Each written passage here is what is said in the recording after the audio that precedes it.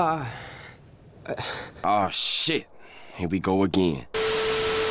The hits just keep on coming. Anyways, welcome back, true believers and all you spectacular Spidey fans, to yet another Spider-Man Far From Home related video. Now, if you guys know me, or if you do specifically follow me on Twitter, you will be pretty much aware that I do have a bit of a different opinion than most people relating to the Marvel Cinematic Universe's interpretation of Spider-Man. Now, even though I thoroughly enjoyed his appearances within both Captain America Civil War and Avengers Infinity War, I do have a few issues with how the writers portrayed him, as well as the main director of John Watts within his own standalone movie of Spider-Man Homecoming. And if you did manage to see my initial reaction to the first Spider-Man Far From Home trailer, you'll know that my expectations are pretty low relating to this movie. But if you're someone who's flat out in love with the MCU's portrayal of Spider-Man, don't let my criticism stop you, because there is a bunch of recent Far From Home news to get you hyped for the movie. And even though Avengers Endgame released exactly 1 week ago today, there is a lot of news relating to Far From Home to get you excited, not just for Spider-Man, but also for the future of the MCU. And just as a little heads up, there are going to be some spoilers relating to Avengers Endgame within parts of this video, so if you haven't seen the movie yet, go do yourself a favor and watch it in theaters, and then come back to watch this video. So with all that said, let's begin with the most exciting piece of news, which I think excites us all the most, is that we can most likely expect a brand new Far From Home trailer sometime next week, specifically on Monday. This is mainly because the Russo brothers themselves posted on Twitter that the spoiler ban for Avengers Endgame will in fact lift next Monday on May 6th. And alongside of this, it's also been confirmed from several news sources that the beginning of the upcoming trailer for Far From Home will in fact showcase a spoiler warning for people who have not seen Avengers Endgame. Not to mention that it's also been displayed on a few AMC movie websites that the ticket sales for Far From Home will be up soon for people to purchase, and the overall movie runtime will be around 2 hours and 15 minutes. And if you're wondering, just as a comparison, the Spider-Man Homecoming runtime was around 2 hours and 13 minutes, so this is essentially around that same time frame. However, while this might just appear as yet another trailer to be showcased for Spider-Man Far From Home, there are a few Marvel insiders, such as that of Jeremy Conrad and Daniel Richmond, who do say otherwise. Specifically, just a half an hour ago before this recording, Daniel posted on Twitter saying it's not just a trailer, it's the mind-blowing future of the MCU. So to relate what Daniel is possibly implying, it is recently confirmed that instead of Far From Home being the first part of Phase 4 of the MCU, it is actually confirmed that's going to be the end of the third phase of the MCU instead. So while Avengers Endgame seemed like the perfect send-off to end the third phase of the MCU in general, especially since it didn't have a post-credit scene, it turns out that Far From Home is going to close that gap instead. Especially given the outcome of Avengers Endgame, it's going to be that much more interesting to see where the MCU heads off after the events of Far From Home. So to recap the main points regarding the Far From Home news, expect something major to release on Monday, which is May 6th, relating to possibly a new trailer or something more regarding the future of the MCU. And if you're someone who's extremely hyped for FFH, similar to if you were to Avengers Endgame, try to get up early so that way you can order the tickets on sale on the same day. Now, with all the news laid out, I do want to provide my own personal thoughts relating to Far From Home and what we can expect on Monday regarding a new trailer or possibly something more. And again, if you haven't managed to see Avengers Endgame yet, this whole section will revolve around spoilers regarding that movie. So as we see within Endgame, the time gap between Infinity War and that movie is actually a total of 5 years. So given the 5-year time gap, that means that Far From Home is set within the year of 2023. And as we all painfully recall, Peter was one of the main heroes who was snapped during the end of Infinity War. And following that, as we see at the end of Avengers Endgame, Peter is reunited with Ned within the Midtown High School, as well as all the other students going back within their normal day. And even though you might be asking yourself, wait a minute, even though the majority of people were snapped in Endgame, surely there were some people who didn't snap within Peter's school and then have moved on into college or something more because they got older. Well, due to much convenience, the Russos did confirm that almost the majority of Peter's classmates, specifically all of the main cast with MJ, Flash, Betty, and Ned, did die within the snap in Infinity War. But on the flip side, it is confirmed that Aunt May did not die within the Infinity War snap, which means that she did live 5 years in New York without Peter at her side. And for me personally, that makes it much much more confusing with what we see in the international trailer, where Aunt May is the one to pack Peter's Spider-Man suit in his briefcase when he goes on vacation. Out of all the people in the entirety of the whole world, I figured Aunt May would be the last person to encourage Peter to be Spider-Man after the events that took place in Infinity War and Avengers Endgame. Especially if she lost someone beforehand like Uncle Ben and then lost Peter for 5 years during the events of Infinity War and Endgame, I would think that Aunt May will want to have Peter back and not have him risk his life to do anything dangerous. So hopefully there's a reasoning for this scene to happen within the film, and hopefully Aunt May explains why she's fine with Peter being Spider-Man and not just wanting to stay safe after all the crazy events that took place. But speaking of Spider-Man suits, it's also been confirmed by one of the Funko Pop releases that the brand new costume that we see Peter wear in Far From Home with the black and red design is actually confirmed to be called the upgraded suit. And even though the standard Stark suit and the Iron Spider suit already have a plethora of gadgets and attachments on them as it is, I'm really curious to see what the upgraded suit and the stealth suit's capabilities are when Peter puts them on. But primarily relating to the upgraded suit in particular, there is a very interesting and logical theory from fellow Twitter user Steven, who does have his own thoughts as to how the upgraded suit is made. But before we dive into that, there is an official statement from Jon Watts himself, who is the director of Spider-Man Far From Home, who gives a bit more depth to Mysterio's character in this film. And to quote Jon directly, he states, "If Tony Stark was sort of the mentor in the previous films, we thought it would be interesting to play Mysterio as almost like the cool uncle."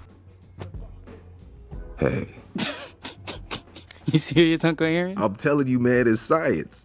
So not only does it seem like to me that Jon Watts is trying to make Uncle Ben's relevance to Peter Parker's character that much less important to him in general, but it's also that same exact dynamic that we got with Miles and Uncle Aaron within Into the Spider-Verse. Seeing how the MCU's version of Spider-Man is already heavily influenced from Miles Morales' character in general, I feel like Jon Watts would be much more suited for making a movie relating to Miles instead of that of Peter Parker. Besides, anyone that knows anything about Mysterio already knows that the fact that they are going to be shown off as allies in the beginning of the movie knows for a fact that he's going to somehow betray Peter near the final act of the film. And furthermore, if Steven's possible theory to Far From Home actually is true, then this is going to be the most predictable and bland Spider-Man story that I've ever seen. So as you see here, this is the back of one of the official Funko Pop boxes relating to Far From Home and all the other pops that you can get from the film. And as you see there, the official name for the brand new black and red suit that Spidey is going to be wearing in the movie is called the upgraded suit. And after I posted about this on Twitter, Steven actually replied to my tweet by saying, "Hold up, I just thought of this. Will Mysterio be the one to upgrade Spidey's suit?" And right after Steven said that, everything clicked perfectly. Given this set photo that we see right here of an unmasked Peter Parker revealing his super secret identity to a brand new stranger of Mysterio, it does make a lot of sense that they will first be allies in the movie and then eventually turn on each other by the final act of the film. And given how Nick Fury and Maria Hill do have their own involvement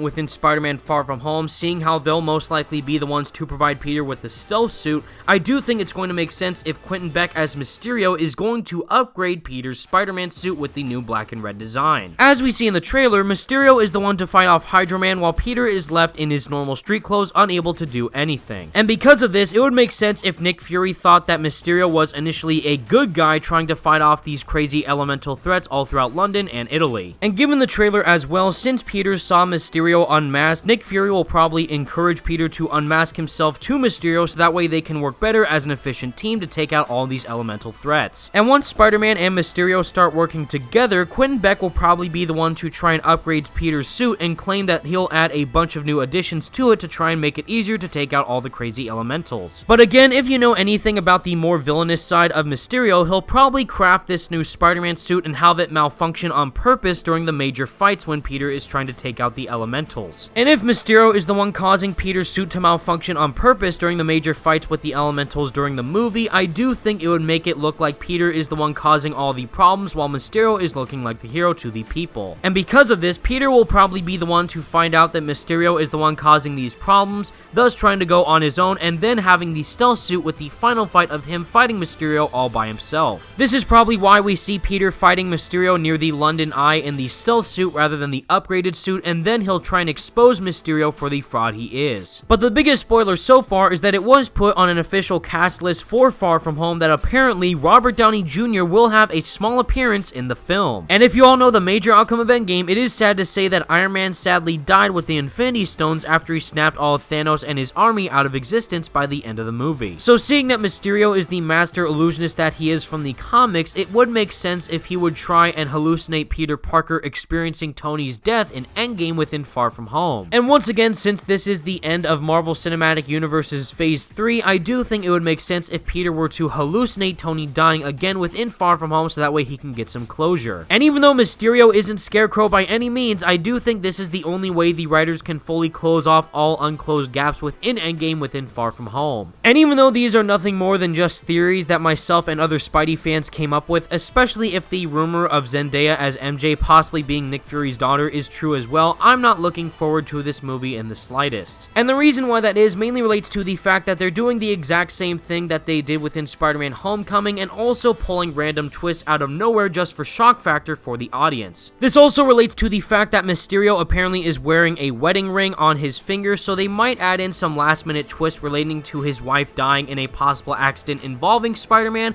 or just using his wife's death as a leverage to hate Spider-Man even more. But regardless, I really hope that these twists that they do have in the film are worthwhile and invested that the fans will like. But again, even though I am highly criticizing Far From Home, even though the film isn't even out yet, I will be seeing the movie opening weekend to support Spider-Man because of how much I love the character. And while I personally prefer the Raimi Spider-Man movies, or more specifically Spider-Man PS4's interpretation of the character compared to the MCU, I do appreciate these new twists and turns that they're doing with the character, but I just personally hope that they end up really good and all the audience members will enjoy. But with all that said, everyone, that's the video I have for you today, and please let me know all your thoughts in the comment section down below. Are you personally excited for Spider-Man Far From Home, or are you like me where you have a few criticisms about how the MCU is pulling off the character and are worried about how the outcome of Far From Home will be? To me, Mysterio is such a predictable character as to how the writers will handle him in the movie, and seeing how there's already apparently a lot of leaks and rumors about how the film will go, it makes me less interested and invested within the film to see how it will be played out. But again, we'll just have to wait and see as to how the movie actually turns out on July 2nd. And before we end, everybody, I do want to give another small highlight to the amazing photo mode competition that is still going on within the Spidey Squad community relating to Spider-Man PS4. So yes, the photo mode competition is still going on with a bunch of awesome suits taking pics of, and specifically with our recent costume of the Future Foundation skin. So huge congratulations to @MikhailB Greater, as well as @KianJudge and @Sandscape222, and finally @LeakNevang for awesome shots of the Future Foundation suit in action. And of course, at the time of this recording, today is May 3rd, happy 17th anniversary to the Sam Raimi Spider-Man film, specifically the very first one in 2002. And as a way to honor that film and the franchise itself, we are having an awesome photo mode competition relating to the one and only web suit within Spider-Man PS4, of course being the Raimi suit. So if you want to pay homage to the Raimi trilogy of Spidey films, do yourself a favor and take photos of the web suit in action and send us to it with #SpideySquadPMComp on Twitter for your chance to enter in the competition. So go out there and take as many pics as you can of our one and only Spider-Man. And until next time, everybody, thank you all so much for watching. Stay spectacular, Spidey fans, and peace out.